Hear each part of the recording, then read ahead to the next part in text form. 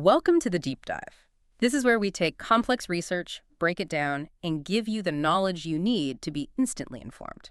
Today, we're tackling something really nuanced, the relationship between national identity and ethnic identity inside Iran. And we're doing it by looking at Iranian cinema, specifically films made after the 1979 Islamic Revolution. It's a fascinating angle. Our source material digs deep into this, arguing that cinema isn't just, reflecting society. Right, it's not just a mirror. Exactly. It's actually helping to construct a shared social understanding, managing all the cultural diversity within the country. That's the core premise, yeah. Yeah. The research uses semiotics, basically, analyzing signs and symbols within the films themselves. We're looking at 16 specific movies here. 4 from each decade, starting back in the 1980s, right up to the 2010s. 16 films over 40 years. Okay. And through these films, the analysis tracks social codes, technical aspects, ideological messages, all to see how this balance between national unity and ethnic difference evolves. Precisely. We trace this evolution from the 80s, which the source calls decade 60 in the Iranian calendar, through the 90s, 2000s, and up to the 2010s, decade 90. And the stakes here are really high. It's about managing that internal diversity to keep the nation cohesive. Okay, let's unpack this timeline then. Starting with that first decade, the 1980s, this is right after the revolution, and Iran is also in the middle of the war with Iraq. What did identity look like on screen then? Well, it's interesting. National identity, like being Iranian, and specific ethnic identities, Kurdish, Baloch, Arab, Turkmen, they weren't gone, but they were definitely overshadowed. The dominant identity pushed in films was this overarching Islamic and humanistic one.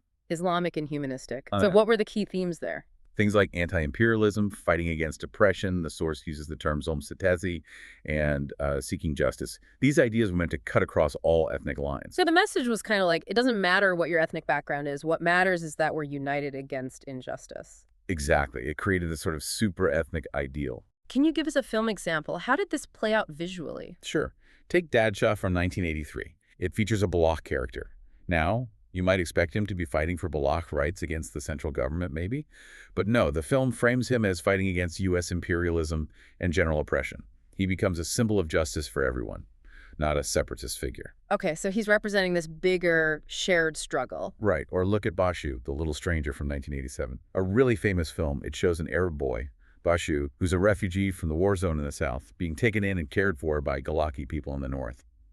The emphasis is all on human kindness, Islamic hospitality, shared humanity, not on ethnic difference or narrow nationalism. That makes sense. And what about the concept of land or territory itself? Even land was viewed differently then, less as this bounded national territory, the modern sense, and more like the cradle of all oppressed people needing liberation from unjust forces. Okay.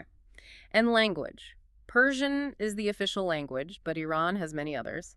How is language handled in these early films? Persian was definitely the main language for communication between different groups, the lingua franca. But local languages were used.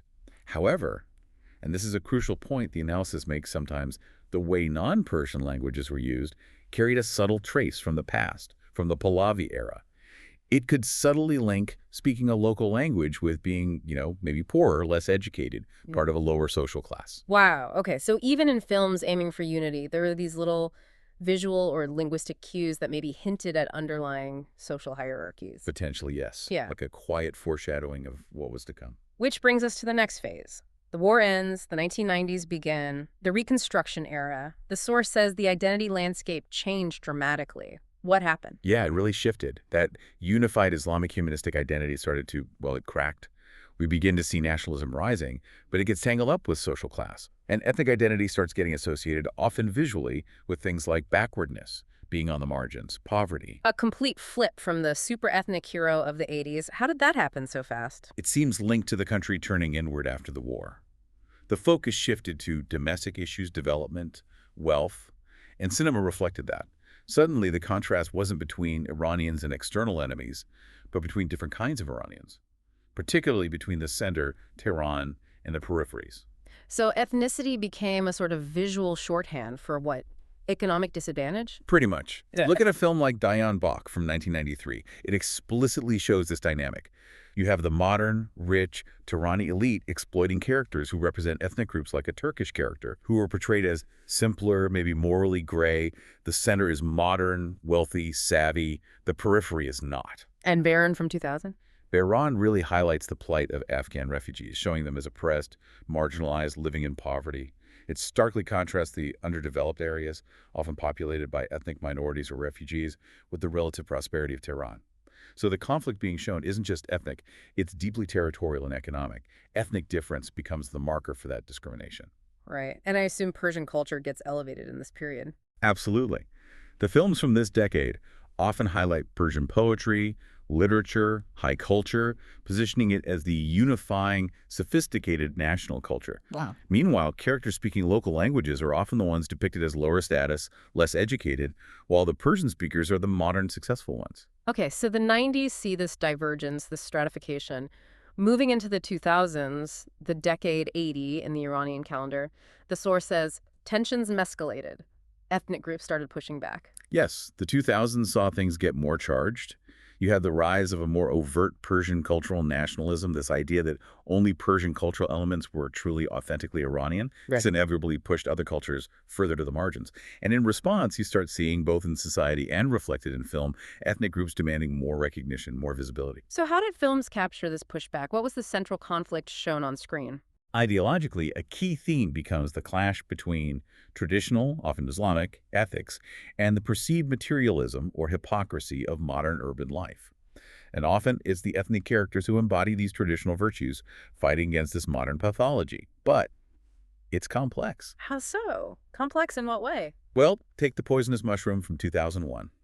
The Turkmen characters show positive traditional values like honor, standing up to deceit. But the analysis notes they're also depicted with traits the source calls uncivilized, like aggression.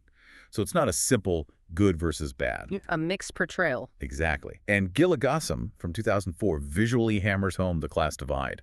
You see the worn traditional clothes of the local ethnic characters contrasted sharply with the neat modern clothes of people from Tehran. It's a painful image of the social structure. And the source connects this cinematic tension to real life, right? Mentioning protests in places like Avaz and Azerbaijan around that time, 2003, 2006. That's right. Cinema was mirroring, or maybe even grappling with, some profound social divisions that were erupting in the real world.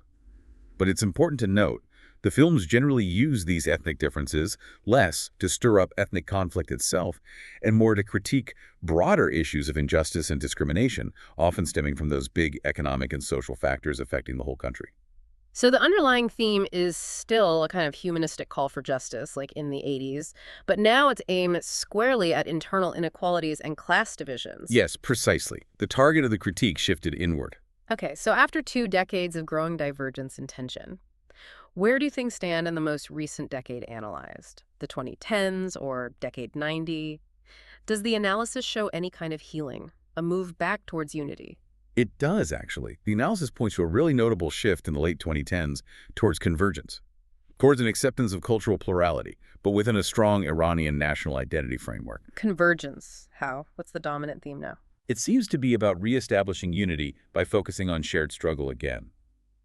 But this time, the struggle is often against internal or near-border threats, like terrorism or separatism, perceived as dangers to the whole nation. Ah, so it's like a return to the 80s idea of unity against a common enemy, but the enemy is now often framed as internal or extremist. Sort of, yes. And crucially, ethnic groups are now often portrayed as active partners in defending the nation against these threats. They're shown as loyal Iranians. Can you give examples of this convergence? Definitely. Look at Chet, 2014. It depicts Kurds fighting alongside state forces to prevent the country from fragmenting. It emphasizes their loyalty to Iran over potential separatist ideas. Okay, so they're positioned as defenders of national unity. Exactly. Or Yeah. consider the Balak characters in films like When the Moon Was Full, 2019, or Zero Day, 2020. They're shown actively fighting against Takfiri terrorist groups like Jundullah. This highlights shared values, Islamic values, national defense between the Balak and the state. That's a huge shift from being portrayed as marginalized or backward in the 90s. Now they're vital defenders. It's a significant repositioning. They're depicted as strong, capable partners in the national project, particularly in defense. And what about language in this recent phase? Even language use seems to support this convergence. For instance, in Mahdi's position, 2021, Turkish is used extensively for historical accuracy, but its use reinforces the local Azerbaijani community's deep commitment to national defense ideologies, things like jihad, martyrdom, defending the homeland. Local culture is shown as fully compatible with and supportive of the national ideology. So the conclusion is that recent cinema is actively working towards this idea of, what was the phrase? Unity and plurality. Yes, unity and plurality, Right. accepting cultural difference, but framing it firmly within a unified national identity, often cemented by shared threats and shared faith or values. So just to recap that whole four-decade arc. Yeah, let's bring it together. Okay. Identity in the 80s was largely subsumed under that big Islamic humanistic umbrella. Then in the 90s and 2000s, it diverged quite sharply, often getting tied up with class, stereotypes, and social tension. And now in the 2010s, we're seeing clear signs of convergence, an attempt to bring things back together through mutual recognition, shared defense, and this idea of unity within diversity. That's a really powerful trajectory. So, reflecting on all this, what does it tell us about the role of something like the film industry in a society? It seems like cinema, whether the filmmakers intended it or not, has acted as this incredibly sensitive instrument, sometimes amplifying divisions by linking ethnicity with poverty or backwardness, and other times, maybe more recently and consciously, providing a kind of cultural script for coexistence, emphasizing shared values like faith or defending the nation. I think that's a great way to put it. The crucial takeaway here is just how powerful popular culture, especially cinema, is as a barometer of these deep social and political currents. It really shows that identity isn't fixed. It's constantly being negotiated, shaped, managed, constructed, really.